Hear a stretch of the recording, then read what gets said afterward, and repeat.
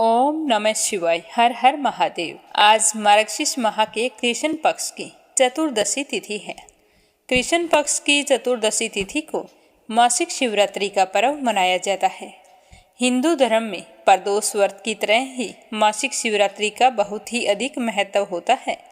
शिव पुराण में मासिक शिवरात्रि की महिमा का वर्णन मिलता है। इस दिन भगवान शिव संग माता पार्वती की पूजा की जाती है। मनोकामना पूर्ति और दुखों से छुटकारा पाने के लिए मासिक शिवरात्रि का व्रत रखा जाता है।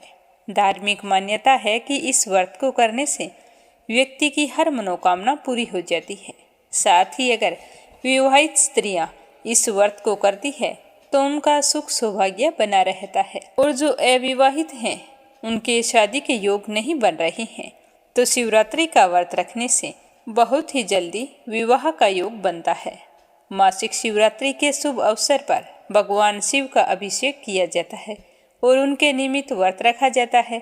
कहा जाता है कि अभिषेक करने से शिव जी बहुत ही जल्दी प्रसन्न होते हैं और साधक पर अपनी खूब कृपा बरसाते हैं।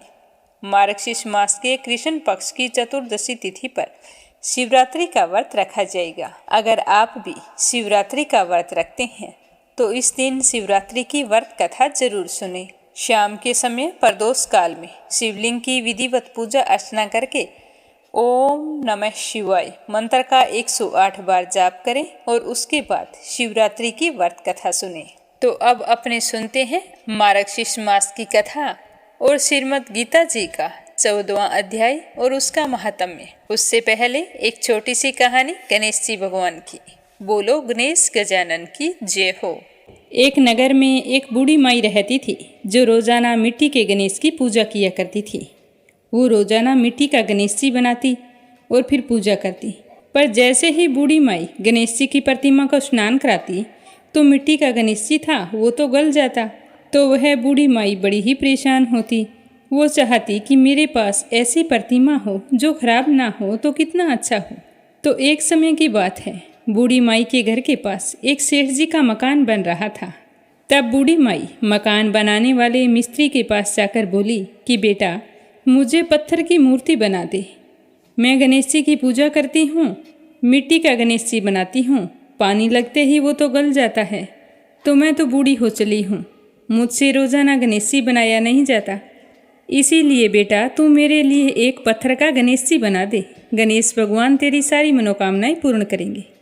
तो बूढ़ी माई की बात सुनकर मिस्त्री बोला कि हम तुम्हारे लिए मूर्ति गढ़ेंगे, उतनी देर में तो हम अपनी दीवार बना लेंगे। हमारे पास इतना समय नहीं है कि सेठ जी का काम बीच में छोड़कर हम तुम्हारे लिए मूर्ति बनाएं। तो यह सुनते ही बूढ़ी माई को बड़ा ही दुख हुआ और वह मन ही मन कहने लगी कि भगवान करे तुम्हारी यह दीवार कभी ना बने। यह कहकर बूढ़ी अम्मा अपने घर चली गई और मिस्त्री और मजदूर दीवार बनाने में लग गए। अब दीवार जैसे ही बनाए तो वो टेढ़ी हो जाए, तो दीवार को तोड़े फिर से बनाए, पर सीधी दीवार ना बने। इस तरह पूरा दिन एक ही दीवार को तोड़ते बनाते हुए बीत गया। शाम को सेठ जी आए और कहने लगे कि आपने अभी तक कुछ नहीं किया। तो मिस्त्री ने बूढ़ी माई के आने की सारी बात बताई। तो सेठ जी सुनकर बूढ़ी माई के पास गए और प्रणाम करके कहने लगे कि माँ जी, आप आशीर्वाद दो कि मेरा मकान जल्दी से पूरा हो जाए। मैं तुम्हारे लिए पत्थर का क्यों, सोने का गणेश जी बनवा दूंगा। तो यह सुनकर बूढ़ी माई बहुत ही प्रसन्न हुई और उसने सेठ जी को आशीर्वाद दिया कि बेटा, बिना कोई विघ्न के तेरा मकान जल्दी से पूरा हो जाएगा। तो सेठ जी ने आकर देखा कि टेढ़ी दीवार थी वो बिल्कुल सीधी हो गई थी। तो यह गणेश जी का चमत्कार देखकर मिस्त्री और मजदूर सेठ जी सारे गणेश जी की जय जयकार करने लगे और सेठ जी ने जैसा कहा था वैसा ही किया। सोने का गणेश जी बनवाकर बूढ़ी माई को लाकर दे दिया। तो यह देखकर बूढ़ी अम्मा बहुत ही प्रसन्न हुई और सेठ जी को ढेरों दुआएं देने लगी। उसी दिन से सेठ जी भी गणेश जी का पक्का भक्त बन गया और रोजाना सबसे पहले उठकर स्नान करता, फिर गणेश जी की पूजा करके ही अन्य कोई काम किया करता था। तो गणेश जी के आशीर्वाद से सेठ जी दिन दुगनी रात चौगुनी तरक्की करने लगा। बोलो गणेश जी भगवान की जय हो। तो आज अपने सबसे पहले सुनते हैं शिव जी भगवान की कथा, जिसे भोले शंकर का आशीर्वाद पाने के लिए मासिक शिवरात्रि के दिन जरूर सुनना चाहिए। बोलो भोले शंकर की जय हो। धार्मिक पौराणिक कथा के अनुसार चित्रभानु नाम का एक शिकारी रहता था। वह जानवरों की हत्या करके अपने परिवार को पालता था। वह एक साहूकार का कर्जदार था, पर वह कर्ज चुकाने में असमर्थ था।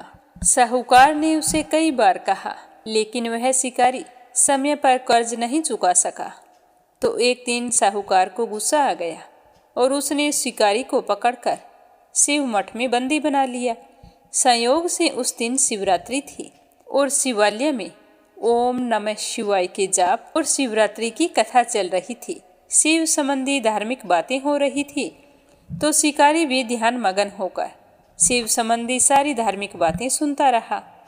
चतुर्दशी को उसने पूरा दिन शिवरात्रि की व्रत कथा सुनी और ओम नमः शिवाय का जाप भी सुना। उस दिन शिकारी ने कुछ खाया पिया नहीं था, सारा दिन भूखा ही बैठा रहा। शाम होते ही साहूकार ने शिकारी को अपने पास बुलाया और पूछा कि मेरा कर्ज कब चुकाओगे। तो शिकारी ने कहा कि कल सुबह तुम्हारा सारा कर्ज चुका दूंगा।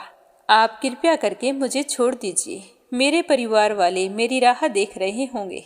तो साहूकार ने उसकी बातों पर विश्वास करके उसे छोड़ दिया।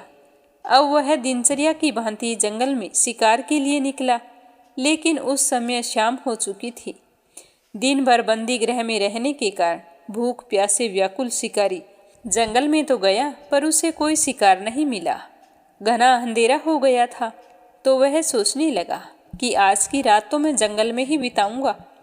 तभी वह वन के एक तालाब के किनारे एक बेल वृक्ष था, उस पर चढ़कर रात बीतने का इंतजार करने लगा। उसी पेड़ के नीचे एक शिवलिंग था जो बिल्व पत्रों से ढका हुआ था। शिकारी को उसके बारे में पता नहीं था। पड़ाव बनाते समय उसने जो टहनियाँ तोड़ी वे संयोग से शिवलिंग पर गिरती गई। इस प्रकार दिन भर भूखे प्यासी शिकारी का व्रत हो गया और शिवलिंग पर बेलपत्र भी चढ़ गए और वह शिकारी शिकार की आस में वहां पर बैठा रहा। जैसे ही एक पहर की रात्रि बीती तो एक गर्भिणी हिरनी तालाब पर पानी पीने के लिए आई। जैसे ही आवाज सुनाई दी तो शिकारी ने धनुष पर तीर चढ़ाकर ज्यों ही प्रत्यंचा खींची तो हिरनी कहने लगी कि हे शिकारी, मैं गर्भिणी हूँ, शीघ्र ही प्रसव होने वाला है। तुम एक साथ दो जीवों की हत्या करोगे जो ठीक नहीं है।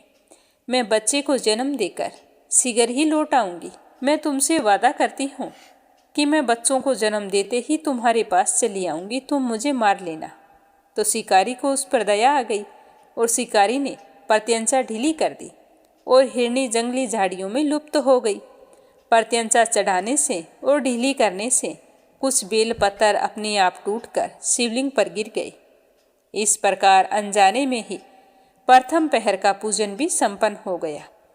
कुछ ही देर बाद एक और हिरनी उधर से निकली।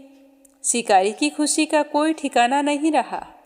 समीप आने पर उसने धनुष पर बाण चढ़ाया, तो जैसे ही हिरनी की नजर शिकारी पर पड़ी तो वह विनम्रता पूर्वक निवेदन करने लगी कि हे शिकारी, मैं थोड़ी ही देर पहले ऋतु से निवृत्त हुई हूँ, कामातुर हिरनी हूँ, अपने प्रियतम की खोज में भटक रही हूँ। मैं अपने पति से मिलकर तुम्हारे पास लौट आऊंगी। तुम मुझे जाने दो, मैं तुमसे वादा करती हूँ कि मैं वापस जरूर आऊंगी। तो शिकारी ने उसे भी जाने दिया, पर वह चिंता में पड़ गया कि आज मुझे क्या हो गया है। मैंने दो हिरनियों को छोड़ दिया है। तो उस समय भी धनुष से लगकर कुछ बेल पत्थर शिवलिंग पर जा गिरे, जिससे दूसरे पहर की पूजा भी संपन्न हो गई। तभी एक अन्य हिरनी अपने बच्चों के साथ उधर से निकली। तो शिकारी के लिए यह बहुत ही सुनहरा अवसर था। उसने तीर चढ़ाने में जरा भी देर नहीं की। वह जल्दी से तीर चढ़ाकर छोड़ने ही वाला था तो वह हिरनी कहने लगी कि हे शिकारी, मैं इन बच्चों को इनके पिता के पास छोड़कर आती हूँ। इस समय मुझे तुम मत मारो। मैं इन बच्चों को सुरक्षित जगह छोड़कर वापिस आऊंगी, तुम मुझे जाने दो। तो शिकारी हंसने लगा और कहने लगा कि सामने आए शिकार को छोड़ दूं? ऐसा मूर्ख नहीं हूं मैं। इससे पहले भी 2 बार अपना शिकार छोड़ चुका हूं। मेरे भी तो बच्चे हैं, भूख प्यास से बेहाल हो रहे होंगे। तो वह हिरनी कहने लगी कि शिकारी, जैसे तुम्हें अपने बच्चों की ममता सता रही है, ठीक वैसे ही मुझे भी सता रही है। हे शिकारी, मेरा विश्वास करो, मैं इन्हें इनके पिता के पास छोड़कर बहुत ही जल्द लौट आऊंगी, मैं प्रतिज्ञा करती हूँ। तो हिरणी का दुख भरा स्वर सुनकर शिकारी को उस पर भी दया आ गई और उस हिरणी को भी जाने दिया। शिकार के अभाव में तथा भूख प्यास से व्याकुल शिकारी अनजाने में ही बेल वृक्ष पर बैठा बेल पत्तर तोड़ तोड़ कर नीचे फेंक रहा था और वो पत्ते शिवलिंग के ऊपर गिर रहे थे। पो फटने को हुई तो एक हष्ट पुष्ट हिरण उसी रास्ते पर आया। तो शिकारी सोचने लगा कि इसका शिकार मैं जरूर करूंगा। शिकारी की तनी प्रत्यंचा देखकर वह हिरण विनीत स्वर में कहने लगा कि हे शिकारी, अगर मुझसे पहले तूने 3 हिरनियों को तथा छोटे छोटे बच्चों को मार डाला है तो मुझे भी मारने में विलंब ना करो, क्योंकि मैं उनके वियोग में एक क्षण भी जिंदा नहीं रह सकता, क्योंकि मैं उन हिरनियों का पति हूँ। यदि तुमने उन्हें जीवन दान दिया है तो कुछ समय के लिए मुझे भी जीवन दान देने की कृपा करो। मैं उनसे मिलकर तुम्हारे समक्ष उपस्थित हो जाऊंगा। तो हिरण की बात सुनते ही शिकारी के सामने पूरी रात का घटना चक्कर घूम गया। उसने सारी कथा हिरण को सुना दी। तब हिरण कहने लगा कि मेरी तीनों पत्नियां जिस प्रकार प्रतिज्ञा करके गई है, तो मेरी मृत्यु हो गई तो वे अपने अपने धर्म का पालन नहीं कर पाएंगी। अतः जैसे तुमने उन्हें विश्वास करके छोड़ा है, उसी तरह मुझे भी जाने दो। मैं भी उन सबको साथ लेकर तुम्हारे सामने जल्द ही उपस्थित हो जाऊंगा। तो शिकारी ने उसे भी जाने दिया और इस प्रकार सुबह हो गई। उपवास, रात्रि जागरण तथा शिवलिंग पर बेल पत्तर चढ़ाने से अनजाने में ही शिकारी की शिवरात्रि की पूजा पूर्ण हो गई। शिकारी को अनजाने में की गई पूजा का फल मिला और उसका हिंसक हृदय निर्मल हो गया। उसमें भगवत शक्ति का वास हो गया। थोड़ी ही देर बाद में वह शिकारी देखता है कि वह हिरण अपनी तीनों पत्नियों और बच्चों के साथ आ रहा है और इतने में हिरण सपरिवार वहां पर उपस्थित हो गया ताकि शिकारी उनका शिकार कर सके। किंतु जंगली पशुओं की ऐसी सत्यता, सात्विकता और सामूहिक प्रेम भावना देखकर शिकारी को बड़ी ही ग्लानि महसूस हुई। वह सोचने लगा कि ये जंगल में रहने वाले जानवर होकर भी अपने वादे के कितने पक्के हैं और मैं इंसान होकर भी कितने पाप कर्म करता हूँ। तो शिकारी ने हिरण से माफी मांगते हुए उस हिरण के परिवार को जीवन दान दे दिया। अनजाने में शिवरात्रि के व्रत का पालन करने पर शिकारी को मोक्ष और शिवलोक की प्राप्ति हुई। बोलो भोले शंकर की जय हो। अगली कहानी अपने सुनेंगे लड्डू गोपाल की। प्रेम से बोलो लड्डू गोपाल की जय हो। एक समय की बात है कि एक गांव में 2 वृद्ध स्त्रियां रहती थी। दोनों का इस जगत में कोई नहीं था। वे दोनों ही एक दूसरे का सहारा बनकर बड़े ही प्रेम भाव से रहती थी। हालांकि दोनों के धर्म अलग अलग थे, लेकिन विचार दोनों के एक ही थे। उनमें से एक महिला हिंदू धर्म की थी और दूसरी जैन धर्म की थी। दोनों अपने अपने धर्म के हिसाब से प्रभु की आराधना किया करती थी। जो हिंदू धर्म की महिला थी, उसने अपने घर के मंदिर में श्री कृष्ण भगवान के बाल स्वरूप लड्डू गोपाल को बड़े ही प्रेम भाव से विराजमान किया हुआ था और वह प्रतिदिन उन्हें एक बालक की भांति नहला धुलाकर सुंदर वस्त्र, आभूषण आदि पहनाकर तैयार करती थी और फिर पहले माखन मिश्री का भोग लगाती। उसके बाद जो भी स्वयं भोजन करती, पहले लड्डू गोपाल को खिलाती। वह बुढ़िया लड्डू गोपाल को अपने बालक के समान ही मानती थी। इसीलिए जब भी कहीं बाहर जाती तो उसके लिए फल, खिलौने आदि चीजें लेकर आती और प्रेम पूर्वक उनको भोग लगाती, खेलने के लिए खिलौने देती। इसी तरह वे दोनों महिलाएं एक दूसरे के परस्पर सहयोग से अपना सुखी जीवन व्यतीत कर रही थी। जब वे दोनों पूजा पाठ और सारे कामों से मुक्त हो जाती तो बचे हुए समय में एक दूसरे के साथ सुख दुख की बातें किया करती थी। दोनों का ऐसे ही समय बीत रहा था। एक समय की बात है कि सावन का महीना चल रहा था। हिंदू महिला ने तीर्थ यात्रा पर जाने का मन बनाया तो उसने अपनी अति प्रिय जैन धर्म की महिला से कहा कि बहन, तुम भी मेरे साथ चलो। तो वो कहने लगी कि नहीं बहन, मैं थोड़ी अस्वस्थ रहती हूँ। वृद्धावस्था अधिक होने के कारण मैं ज़्यादा चल फिर नहीं सकती, इसीलिए तुम चली जाओ। अगर मुझे साथ लेकर जाओगी तो मुझसे तो ज़्यादा चला फिरा नहीं जाएगा, इससे तुम्हें ही परेशानी होगी और मेरे कारण तुम्हें तीर्थ यात्रा में विघ्न रहेगा। कोई बात नहीं, तुम खुशी से जाओ। तो हिंदू महिला उदास मन से तीर्थ यात्रा पर अकेले ही जाने के लिए तैयार हो गई। जाते वक्त उसने अपनी जैन महिला से कहा कि बहन, मैं 1 महीने के लिए तीर्थ यात्रा पर जा रही हूँ। अगर तुम मेरे साथ चलती तो मैं लड्डू गोपाल को साथ ले चलती, पर अब तुम जब घर पर हो तो मैं उसे तुम्हारे सहारे छोड़कर जा रही हूँ। तुम लड्डू गोपाल का अच्छे से ध्यान रखना और एक बालक की भांति स्नेह देना और उसे कभी भी परेशान न होने देना। प्रतिदिन स्नान आदि कराकर सुंदर वस्त्र आभूषण पहनाकर भोग लगाना। उस जैन महिला ने सब बातें सुनी और फिर कहा कि हाँ सखी, तुम चिंता मुक्त होकर जाओ, मैं तुम्हारे लड्डू गोपाल का भली भांति ध्यान रखूंगी। तो हिंदू महिला अपनी सखी की बात सुनकर बहुत ही खुश हुई और संतुष्ट होकर तीर्थ यात्रा को चली गई। और जैन महिला ने सारा काम संभाल लिया और दूसरे दिन सुबह जल्दी उठी। बड़े उत्साह और उमंग के साथ पहले खुद स्नान किया और फिर लड्डू गोपाल के स्नान की तैयारी करने लगी। और जैसे ही वो लड्डू गोपाल को स्नान करा रही थी तो उस महिला की नज़र लड्डू गोपाल के पाँव की तरफ पड़ी। तो वह तो हैरान हो गई क्योंकि उनके पैर मुड़े हुए थे। तो जैन धर्म की महिला को लगा कि मेरी वजह से उनके पाँव टेढ़े हो गए हैं। तो यह सोचकर वो बड़ी ही परेशान हुई।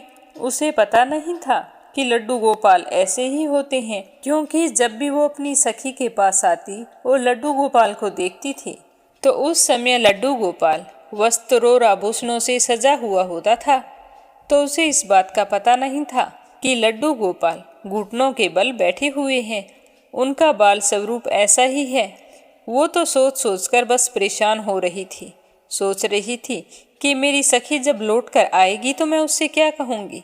उसने इतने विश्वास के साथ मुझे जिम्मेदारी सौंपी थी और मैंने लड्डू गोपाल की देखभाल सही से नहीं की। तो यह सोचकर वह तो चिंता में बैठी रही। तभी उसे याद आया कि उसकी सखी ने कहा था कि लड्डू गोपाल सिर्फ एक प्रतिमा नहीं है बल्कि जीवित होते हैं। बस फिर क्या था, उसने निश्चय किया कि दिन प्रतिदिन उनके पैरों की मालिश करेगी, जिससे उनके टेढ़े पांव सही हो जाएंगे। अब वो तो रोजाना दिन में कई बार लड्डू गोपाल की मालिश करने लगी। और जैसा कि श्री कृष्ण भगवान का स्वभाव है, वो तो इतने कृपालु और दया निदान है, तो वो उस वृद्ध महिला की इस नादान भक्ति से वशीभूत होकर उन्होंने अपनी अपार कृपा लुटा दी। एक दिन वह महिला रोजाना की तरह प्रातःकाल उठकर लड्डू गोपाल को नहलाने का प्रबंध कर रही थी। तो उसकी नज़र पैरों की तरफ पड़ी तो देखा कि लड्डू गोपाल के पैर ठीक हो गए हैं। तो यह सब देखकर वह महिला खुशी से फूली नहीं समाई और ये सारा वृतांत सुनाने के लिए अपनी सखी का बड़ी ही बेसब्री से इंतजार करने लगी। 1 महीना पूरा हुआ तो हिंदू धर्म की महिला तीर्थ यात्रा पूर्ण करके वापिस आई। सबसे पहले वो अपने लड्डू गोपाल के दर्शनों को लालायित थी, तो सबसे पहले लड्डू गोपाल के पास गई। जैसे ही उसने लड्डू गोपाल को देखा तो उसे बड़ी ही हैरानी हुई। उसने देखा कि लड्डू गोपाल तो खड़े थे। तो वह सोचने लगी कि शायद ये मेरा लड्डू गोपाल नहीं है। तो वह जल्दी से अपनी सखी के पास गई और पूछने लगी कि बहन, मैं तुम्हें लड्डू गोपाल देकर गई थी, वो कहाँ है? और जो लड्डू गोपाल हैं वो कहाँ से आए हैं? तो उसकी सखी ने सारा वृतांत उसे कह सुनाया। तो यह सुनकर हिंदू धर्म की महिला समझ गई कि यह सारा खेल मुरलीधर कृष्ण कन्हैया का है और दौड़ी दौड़ी लड्डू गोपाल के पास जा पहुंची। उनके चरणों में गिरकर कहने लगी कि मेरे कन्हैया, मेरे मुरलीधर, आपकी दया की कोई प्रकाष्ठा नहीं है, आपकी कृपा का कोई सानी नहीं है। फिर वह दौड़ी दौड़ी अपनी सहेली के पास आई और कहने लगी कि हे सखी, तू धन्य है, तुझ पर श्री कृष्ण की ऐसी कृपा हुई जो कोई कभी सोच भी नहीं सकता। तुझे पता नहीं कि हमारे लड्डू गोपाल के पाँव तो वैसे ही थे क्योंकि उनका बाल स्वरूप बैठी हुई मुद्रा में है, लेकिन तेरी भक्ति ने उनके इस स्वरूप को बदल दिया और उनके पैर सीधे कर दिए। धन्य हो बहन, जो मुझे सालों की तपस्या करने पर भी फल नहीं मिला, वो तुमने 1 महीने में प्राप्त कर लिया। प्रेम से बोलो लड्डू गोपाल की जय हो। श्रीमद् भागवत गीता जी का 14वां अध्याय और उसका महात्म्य। भगवान श्री कृष्ण की कृपा पाने के लिए श्रद्धा भाव से सुनते रहिए। बोलो श्री कृष्ण भगवान की जय हो। श्री भगवान जी कहने लगे कि अब मैं तुम्हें ज्ञानों में सबसे श्रेष्ठ ज्ञान कौन सा है वो बतलाता हूँ। ध्यान पूर्वक सुनना। उसके जानने से सारे मुनिजन मोक्ष रूप से परम सिद्धि को प्राप्त हुए हैं। इस ज्ञान की सहायता से मेरे स्वरूप को प्राप्त हुए लोग सृष्टि के समय जन्मते नहीं हैं और प्रलय काल में भी कष्ट नहीं पाते। हे भारत, परम ब्रह्मा मेरी योनि है। मैं उसमें गर्भ को रखता हूँ और उसमें भूतों की उत्पत्ति होती है। हे कुंती पुत्र, सब गर्भों में जो मूर्तियाँ उत्पन्न होती है उनका उत्पत्ति स्थान प्रकृति है और मैं बीज देने वाला पिता हूँ। महाबाहु प्रकृति से उत्पन्न सतव, रज और तम तीनों गुण देह में रहने वाले निर्विकार आत्मा को बांध लेते हैं। हे अनग, इनमें तत्व निर्मल होने के कारण प्रकाशक और निरूप द्रव है जो प्राणी को सुख और ज्ञान के साथ बांधता है। हे कुंती पुत्र, रागात्मक कार जो गुण से तृष्णा और आसक्ति उत्पन्न होती है जो प्राणी को कर्म के साथ बांधती है। तमोगुण की उत्पत्ति अज्ञान से है। यह भ्रम आलस्य निद्रा से प्राणी को बांधता है और मोह से फंसाता है। हे भारत, सतव सुख उत्पन्न करता है, रज क्रम पैदा करता है, तुम सब ज्ञानों को ढककर प्रमाद पैदा करता है। हे भारत, सतव गुण रज और तम को दबाकर बढ़ता है। इसी प्रकार रज सतव और तम को और तम सतव को तथा रज को दबाकर बढ़ना चाहता है। इस देह में इंद्रियों द्वारा जब ज्ञान का प्रकाश उत्पन्न हो तब समझिए कि सतव गुण में विशेष वृद्धि हुई है। हे भारत, रजोगुण की वृद्धि में लोभ, कर्मों में प्रवृत्ति, कर्मों का आरंभ, अशांति और गुण की इच्छा उत्पन्न होती है। हे कुरुनंदन, तमोगुण की प्रबलता में अविवेक, अनुधम, प्रमाद और मोह ये सब होते हैं। जब देह को सतगुण के उदय में मृत्यु प्राप्त होती है तो वह ज्ञानियों के समय प्रकाश में लोक पाता है। रजोगुण के उदय में मरकर कर्मों में आसक्त मनुष्यों में जन्म लेता है और तमोगुण के उदय में मरा हुआ मूढ़ योनि में जन्म पाता है। सात्विक पुण्य कर्म का फल भी सात्विक कलंक रहित रहता है। राजस कर्म का फल दुख और तामस कर्म का फल अज्ञान है। सतव से ज्ञान उत्पन्न होता है, रज से लोभ, तम से प्रमाद, मोह और ज्ञान की उत्पत्ति होती है। सात्विक पुरुष को उत्तम, राजस को मध्यम और अधम तामसी लोगों को नीच गति प्राप्त होती है। जो दृष्टि गुणों से अलग अर्थात निर्गुण साक्षी मात्र आत्मा को जान लेता है वह मेरे स्वरूप को पाता है। जो देह शरीर में उत्पन्न होने वाले सतव, रजव, तम इन तीनों गुणों को जीत लेता है वह जन्म, बुढ़ापा और रोग से छूटकर मुक्ति पाता है। अर्जुन ने पूछा कि हे प्रभु, कैसे मालूम हो कि अमुक मनुष्य ने तीनों गुणों को पार कर लिया है? उसका क्या बर्ताव होगा? किन उपायों से वह तीनों गुणों को त्यागता है? हे पांडव, प्रकाश, प्रवृत्ति और मोहन होने से जो दुखी ना हो और निवृत्ति होने में उनकी इच्छा ना करे, उदासीन मनुष्य के समान जिसको सब दुख समान है और गुणों के कर्म ही रहते हैं, यह जानकर जो निश्चित रहता है और वो कभी विचलित नहीं होता, जिसको सुख दुख, मिट्टी पत्थर, सोना, प्रिय अप्रिय, निंदा और स्तुति समान है, जो धीर है, जिसने सभी बखेड़े छोड़ दिए हैं, उसे गुणा अतीत कहते हैं। जो अनन्य भक्ति से मुझे पूजता है वह इन तीनों गुणों को जीतकर ब्रह्मा धाम को पाता है, क्योंकि ब्रह्मा का और विकार रहित मोक्ष का, सनातन धर्म का और अखंड सुख का भंडार मैं ही हूँ। इसी के साथ 14वां अध्याय समाप्त हुआ। अब अपने सुनते हैं इसका महात्म्य। बोलो लक्ष्मीपति नारायण की जय हो। श्री नारायण जी कहने लगे कि हे लक्ष्मी, उत्तर देश कश्मीर के सरस्वती क्षेत्र में एक विद्वान रहता था।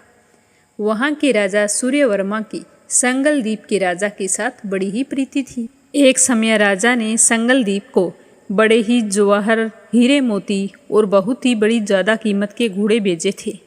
तब कश्मीरी राजा ने मन में विचार किया कि उसने तो इतना सारा भेजा है, मैं उसे क्या भेजूं। तो एक दिन अपने मंत्री से पूछा कि हम उन्हें क्या भेजें। तो मंत्री ने कहा कि जो वस्तु ना हो उस चीज़ को भेजना अच्छा होता है। तो राजा ने कहा कि और तो सारी वस्तुएं हैं, एक शिकारी कुत्ते वहाँ पर नहीं हैं, वह भेज देता हूँ। तो सोने की जंजीरों से बांधकर मखमल गद्दों की डोलियों में बैठाकर कुत्ते संगलदीप पहुँचा दिए। यह देखकर राजा बड़ा ही प्रसन्न हुआ और कहा कि यह शिकारी कुत्ते यहाँ नहीं थे जो मेरे मित्र ने भेजे हैं, उसका बहुत भला हो, अब हम तो शिकार खेला करेंगे।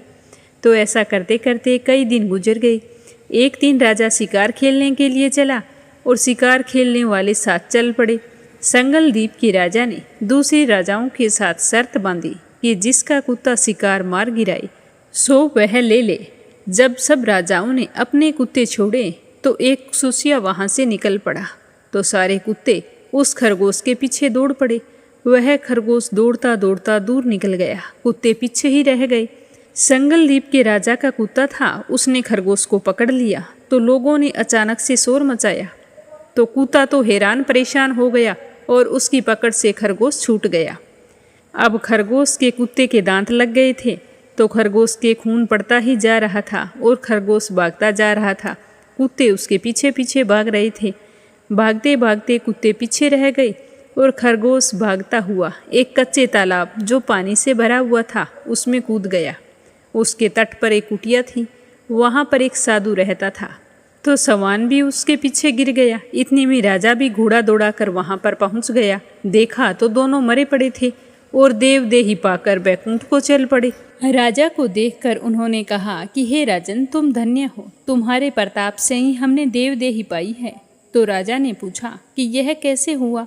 तो उन दोनों ने कहा कि ये तो हम नहीं जानते, इस जल को छूने से ही हमें यह देवदेही मिली है। तो राजा ने कहा कि धन्य भाग मेरे जो तुम्हारा उद्धार हुआ। इतना कहकर वो बैकुंठ को गए। तो राजा ने देखा कि वहाँ पर एक संत जी की कुटिया थी। तो राजा कुटिया में जाकर संत जी को नमस्कार किया और पूछने लगे कि हे संत जी, मुझे बताओ कि यह कौतुक आश्चर्य कैसे हुआ, क्या आपने देखा था।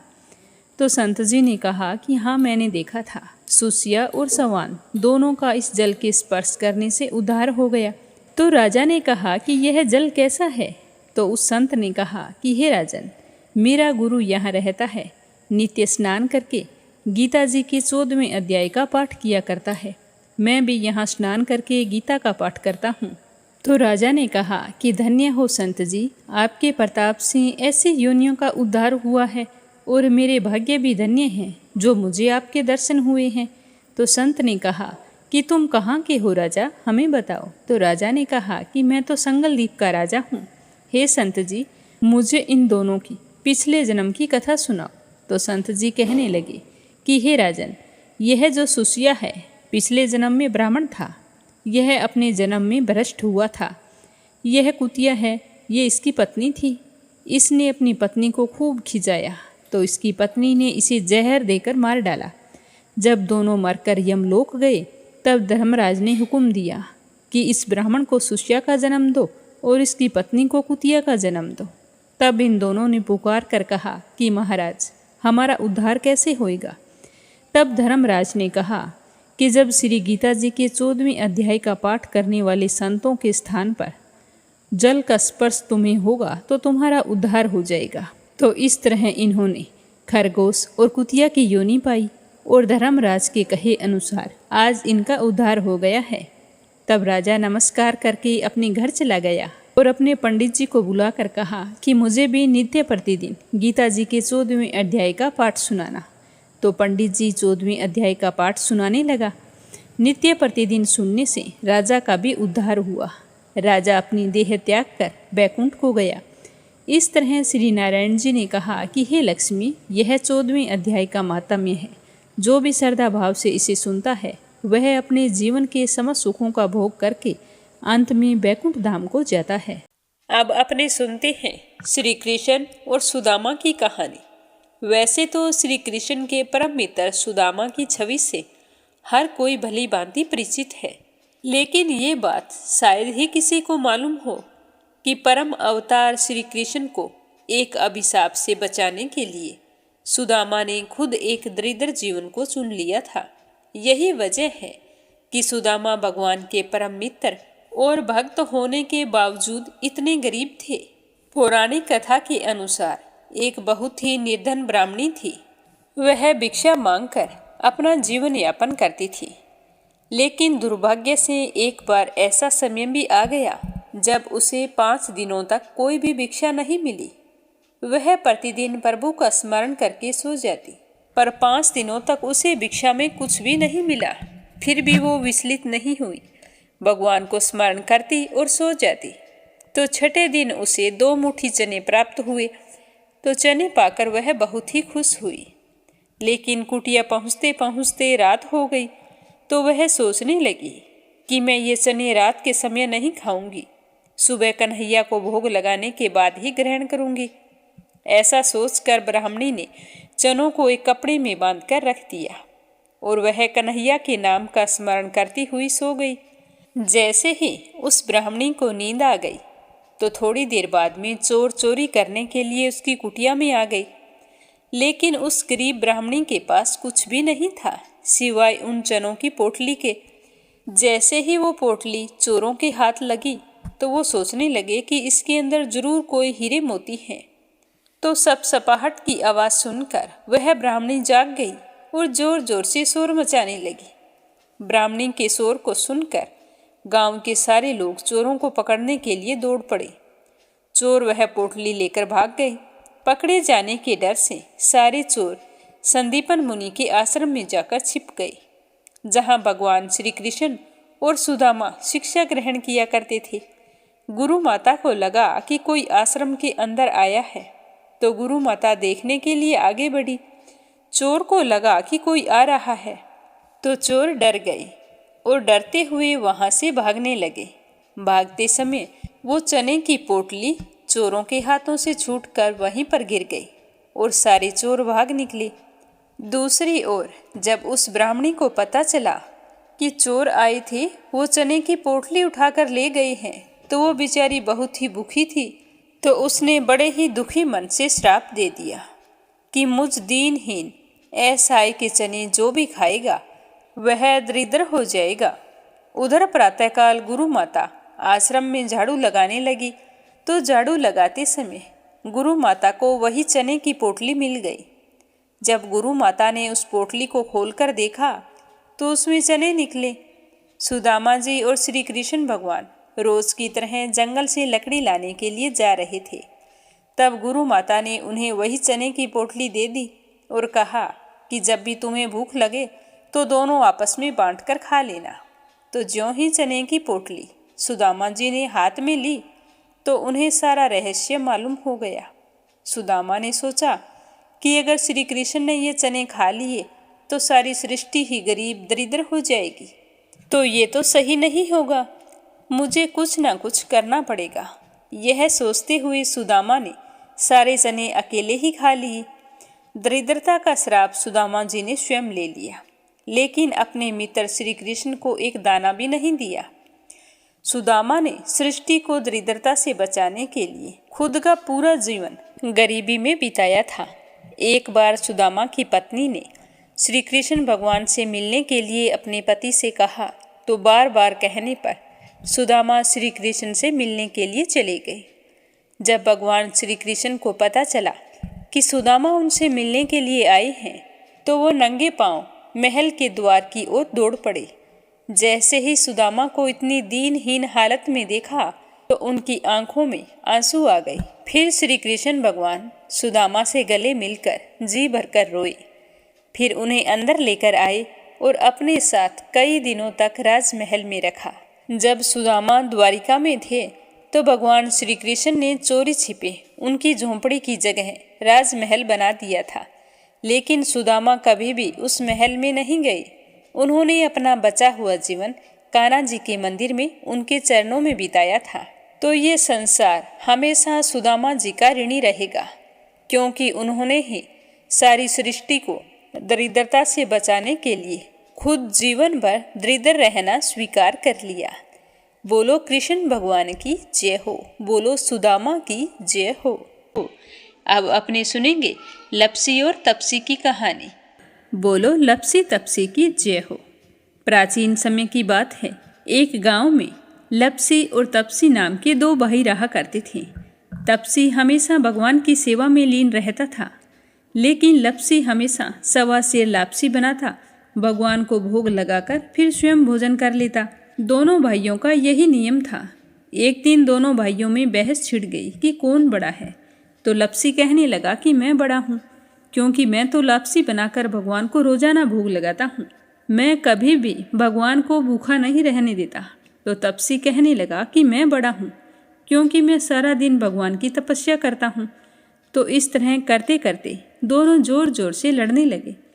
तभी वहाँ से नारद मुनि गुजर रहे थे। उन दोनों को लड़ते हुए देखा तो उनके पास आए और लड़ने का कारण पूछने लगे। तो तपसी कहने लगा कि हे देव ऋषि, आप ही बताइए कि कौन बड़ा है। मैं कहता हूँ कि मैं बड़ा हूँ। लपसी इस बात को मानने के लिए तैयार नहीं है। ये कहता है कि मैं बड़ा हूँ। तो दोनों की बात सुनकर नारद मुनि कहने लगे कि मैं इसका फैसला तो कर दूंगा, लेकिन कल करूंगा। कल सुबह जल्दी आऊँगा और आपको बता दूंगा कि तुम दोनों में से कौन बड़ा है।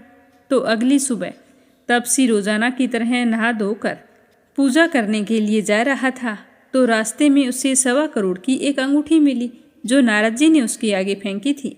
तो तपसी ने जल्दी जल्दी इधर उधर देखा और अंगूठी को उठा लिया और तपस्या करने बैठा तो अपने पैर के नीचे दबाकर बैठ गया। लपसी रोजाना की तरह स्नान करके आया और 1.25 सेर लापसी बनाई। पहले भगवान को भोग लगाया, फिर स्वयं लापसी जीमने के लिए बैठ गया। तभी वहाँ पर नारद जी आ गए और कहने लगे कि लपसी बड़ा है। तो तपसी कहने लगा कि इसका क्या कारण हो सकता है, ये कैसे बड़ा है, ये कभी पूजा पाठ नहीं करता है।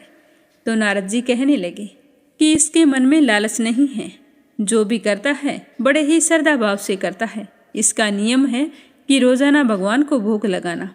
इसका नियम कोई भी भंग नहीं कर सकता, लेकिन तुम्हारा नियम भंग हो चुका है। तो तपसी कहने लगा कि कैसे, मैं नियम से रोजाना भगवान की पूजा करता हूँ। तो नारद मुनि कहने लगे कि तुम खड़े होकर अपना पैर उठाओ।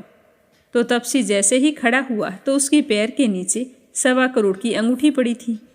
तो नारद जी कहने लगे कि तूने इसे चुराया है, जिससे तेरी तपस्या भंग हो गई है।